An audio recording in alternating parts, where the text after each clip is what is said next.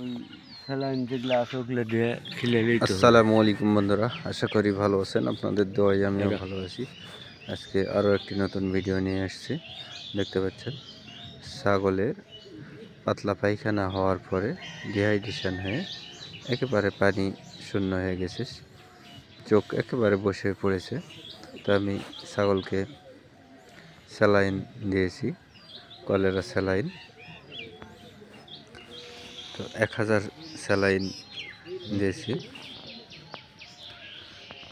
2 দিন থেকে পাতলা পায়খানা করার কারণে তো এই অবস্থা হয়েছে। ছাগলওয়ালা বুঝতে পারেনি যে এত অবস্থা মারাত্মক হয়েছে।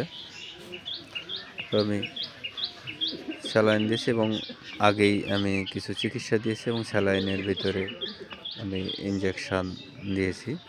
কেননা ভিডিও তো আমি প্রথমে অ্যান্টিহিস্টামিন দিয়েছি এবং গ্যাডিন মেট ইঞ্জেকশান 10 ml দিয়েছি। এছাড়াও মুখে খাওয়ানোর জন্য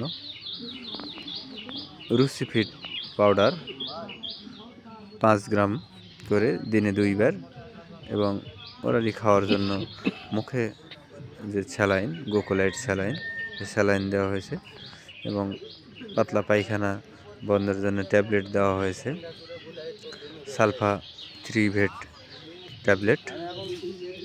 তো বন্ধুরা, আমার ভিডিওগুলো যদি ভালো লাগে তাহলে লাইক, কমেন্ট এবং শেয়ার করবেন। শেয়ার করে পাশে থাকবেন। আর আপনাদের পশু সম্পর্কে অবশ্যই আপনারা সচেতন হবেন, কেননা আপনার পশু আপনার সম্পদ। একটা পশু ক্ষতি হয়ে গেলে অনেক লস। ধন্যবাদ সবাইকে।